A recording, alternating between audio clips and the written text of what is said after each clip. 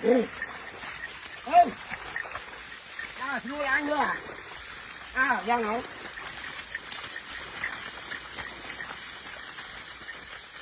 nước anh đây là anh chú anh là anh สวัสดีครับเจอกันอีกเช่นเคยมาเด้อพี่น้องมาซอยถอนก่ามันบ่แม่นก่าดอกถอนเข่าไว้การย้อนบ่ไหวแล้วเพราะว่าถ้าเฮาย้อนนี่มันนั้นได้มัดบ่เนี่ยมันนั้นได้ถ้าเฮาสามมองนี่ย้อนมองนี่ใครอยู่แต่ที่นี่ก็พยาการเอาไปดำพุ่นแล้วพุ่นน่ะมองลกไมโครจกนั่นมันเวิ่งมันใหญ่มันถอนมันต้องถอนเป็นก่าเลย แต่ว่า หลังจากเที่ยงมานี่โฮมมองนี่พยาการก็ถอนมองนี่แล้วถอนในโฮมใหม่เงาใหม่นะครับเนาะอาศัยโฮมไปนำเพราะว่ามันห่อนหลายก็ถอนมองโฮมเนี่ยมันพอถอนได้อยู่ทั้งพุ่นมันงามเลยแต่ว่าหญ้ามันหลายเข้าก็งามอยู่แต่ว่าหญ้ามันหลาย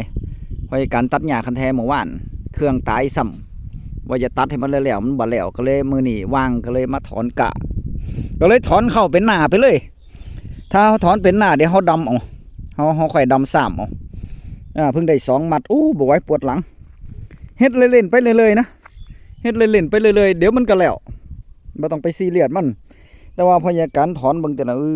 เข้ามันดินมันแน่นมันรกแล้วมันขาดหากมันบ่ฟูพยาการบ่ได้ใส่ปุ๋ยเนาะที่จริงมันต้องเอาปุ๋ยยูเรียมาหว่านจักหน่อยพุ่นละเอายูเรียมาหว่านให้หากมันฟูซะก่อนหากมันฟูซะก่อนแต่เข้าเกือบ2 เดือนแล้วพี่น้องนี่เข้ามันตีเป็น2 เดือนแล้วไปนี่มันแก่แล้วสามารถเอาไปดำ3ได้พยาการไปดำ3พุ่นเมื่อเช้าก็ได้2 มัดซ้ำนี่ละแต่ว่าย้อนเอาทั้งพุ่นได้2 มัดแบบนี้ละซ้ำนี่ละมัดน้อยๆนี่ละโอ้ยมันบ่หูจักแล้วหน้ามันใหญ่เนาะมันบ่แล้วพยาการมีย้อนอดีตคลิปวิดีโอแฟ้มภาพย้อนอดีตไปถึงสมัยโบราณตะกี้นะครับเนาะเอางัวเอาควายไถนาเอางัวเอาควายไถนาซุมื้อนี่เพิ่นก็อนุรักษ์ไว้บางชุมชนบางหมู่บ้านบางจังหวัดบางอำเภอยิ่งเขตเพื่อนบ้านเฮาทั้งสปป.ลาวเพิ่นเอางัวเอาควายก็มีเด้พี่น้องเพิ่นเอางัวเอาควายไถก็มีณปัจจุบันนี้นะครับเนาะแต่ว่าส่วนน้อยส่วนน้อยก็อย่างน้อยก็รถไถเดินตามแต่ว่าส่วนมากก็คูโบต้าใหญ่พุ่นแล้ว36 แรง40 แรง50 แรงแล้วปั่นเริ่มปั่นแห้งเบิดแต่ว่าบางหม่องมันเฮ็ดนายากนี่แล้วมันลมมันหยังนะครับเนาะก็ย้อนยุคมาหาย้อนยุคมาเอารถไถเดินตามแบบที่พยาการลงให้เบิ่งนั่นแหละเอารถไถเดินตามเอารถไถเดินตามไถเอาเพราะว่ามันรถไถใหญ่มันลงบ่ได้มันจะติดลมแต่ว่าบางคนเพิ่นผู้เฒ่าผู้แก่บางคนเพิ่นก็อนุรักษ์ไว้อยู่งัวควายเอาไว้ไถหน้าไปเบิ่งแฟ้มภาพแฟ้มข่าวซะก่อนเพื่อคิดฮอดถึงอดีตเก่าๆเฮาเนาะครับเนาะรุ่นพ่อรุ่นปู่ย่าตายายเฮาคิดฮอดเพิ่น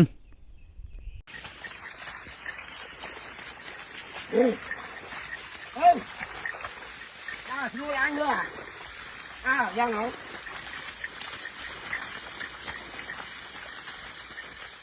nước anh đây là anh chú anh là anh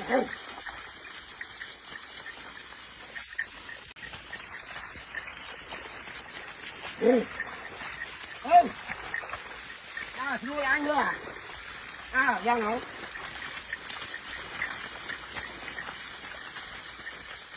nước anh đây là anh chú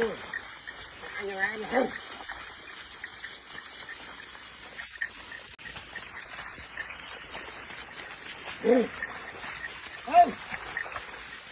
chú anh nữa giang nấu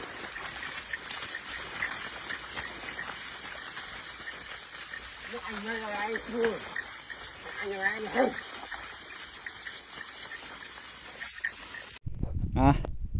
ได้3 มัด ได้3 มัดเฮ็ดทีละเล็กละน้อยซ้ำนี่ซะก่อนปาดหางกาเรียบร้อยแล้วหางกาก็เอาไปไว้ให้งัวกินเนาะ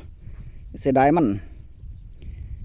แต่ว่าพยาการปาดยาวจักหน่อยเพราะว่าน้ำทั้งกลางพุ่นมันลึกเดี๋ยวพยาการจะพาไป พยาการจะพาไป แต่ว่ามันลมอยู่ดินมันลมแต่ว่าน้ำมันหลายทั้งกลางนี่ต้องให้มันสูงจังหน่อย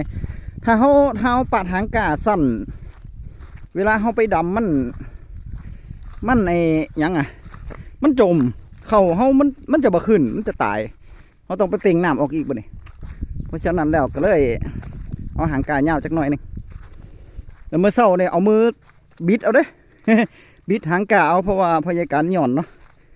หย่อนก็หย่อนโพดหย่อนโพโอ้บ่ไหวหย่อนนี่บ่ไหวเลยถ้าบ่มีกานี่แย่เลยมันกว้างลืมหมวกอีกบ่นี่โอ้ยพยาการลืมหมวกก็ว่าออกแดดแล้วคือห่อนเดี๋ยวไปเอาหมวกกันพูดอะรถซาเล้งลืมหมวกได้เบิ่งภาพข่าวแล้วเป็นตายินดีกับในส่วนของพ่อใหญ่เพิ่นไถหน้าอยู่เนาะเพิ่นเอางัว2 ตัวมาไถแต่ว่าไถเนี่ยเป็นไถคูเด้พี่น้องไถแปรเพิ่นไถแปรหน้าเพิ่นมีน้ำนามีน้ำแต่ว่าเป็นไถคูนั่นน่ะแล้วมันเข้าดีเนี่ยนะ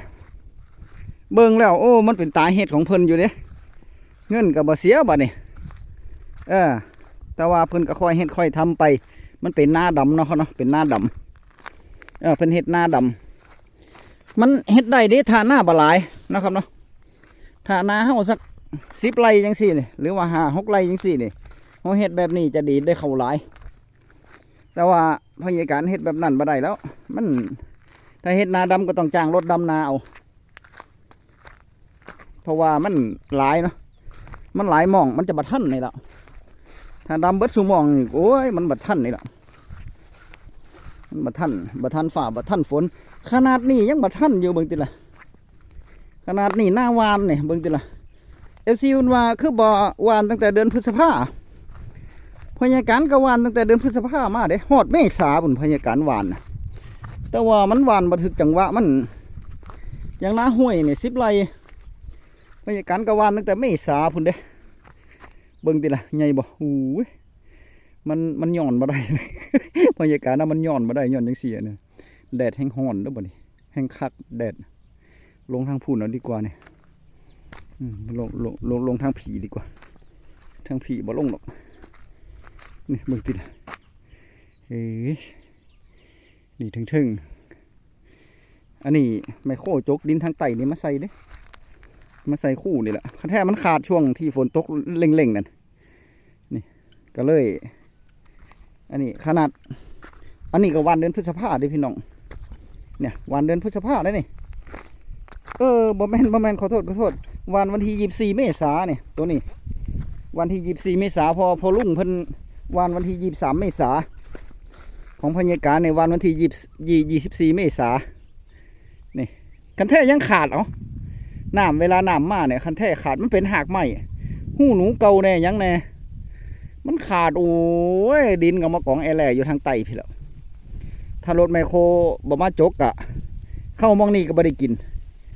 เข้ามองนี่ก็บ่ได้เกี่ยวเพราะว่าดินถมบัดก็เลยพอกลใส่นี่ก็มันก็น่าหงอยู่นี่แล้วน้ำพยาการก็ต้องมาซ้ำเอาเขาแล้วมาซ้ำเอาเขาละค่อยเฮ็ดค่อยทำไปนี่แหละเนาะเฮ็ดผู้เดียวพี่น้อง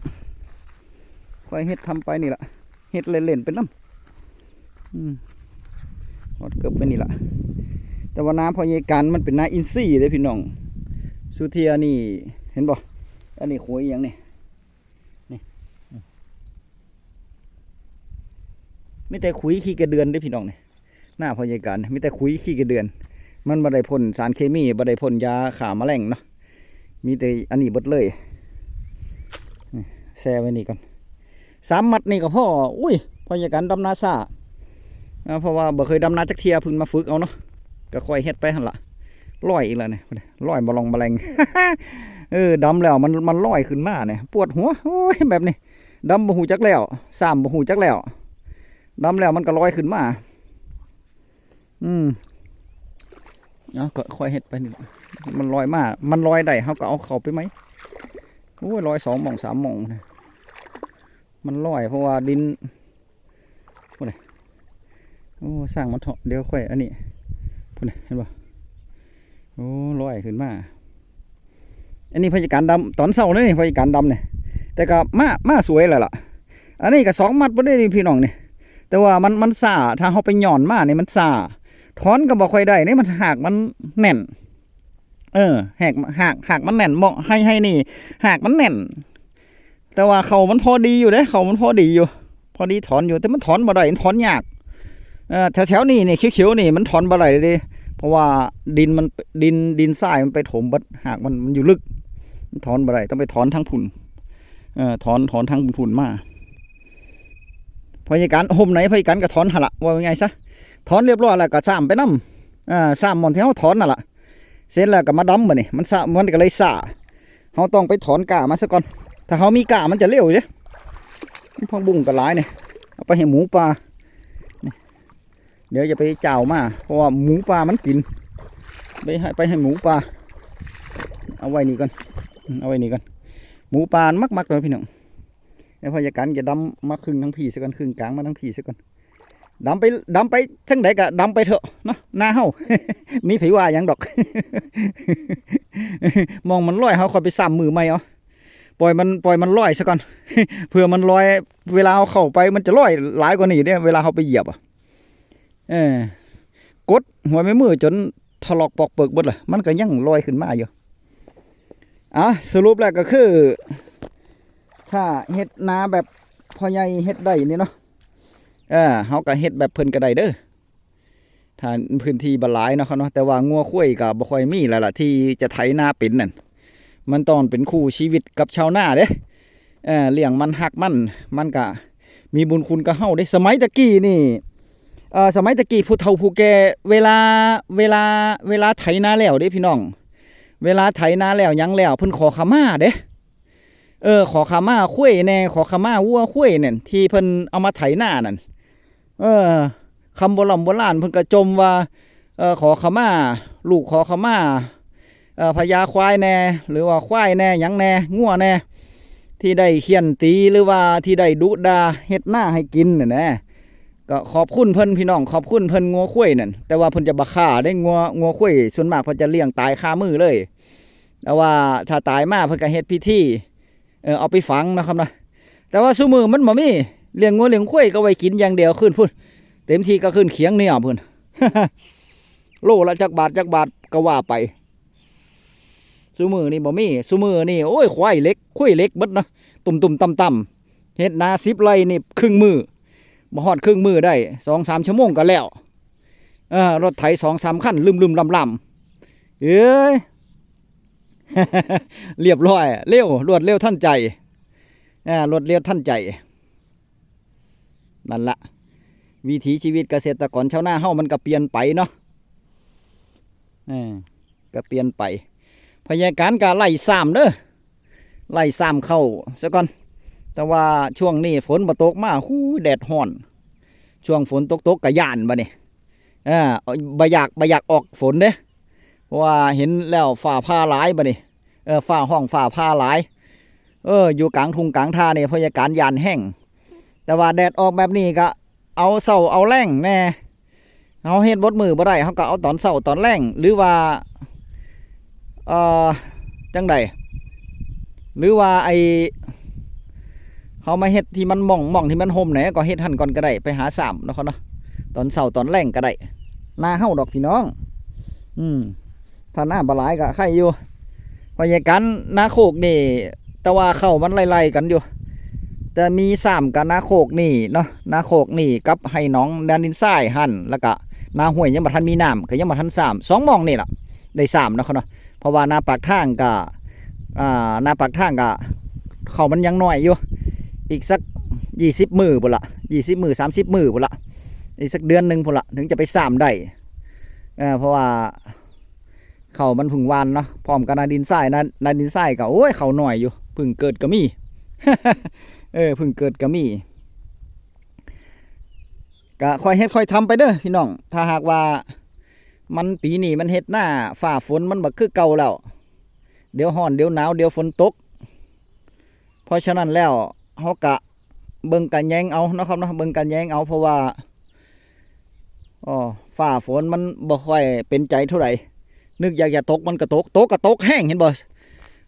สกลนครนี่โอ้ยน้ำมานี่จนเอาบ่ทันพุ่นพอการลงคลิปก่อนหน้านี่เห็นบ่กล้าถอนกล้านี่แบบพยาการถอนนี่ถอนกล้าได้170มัด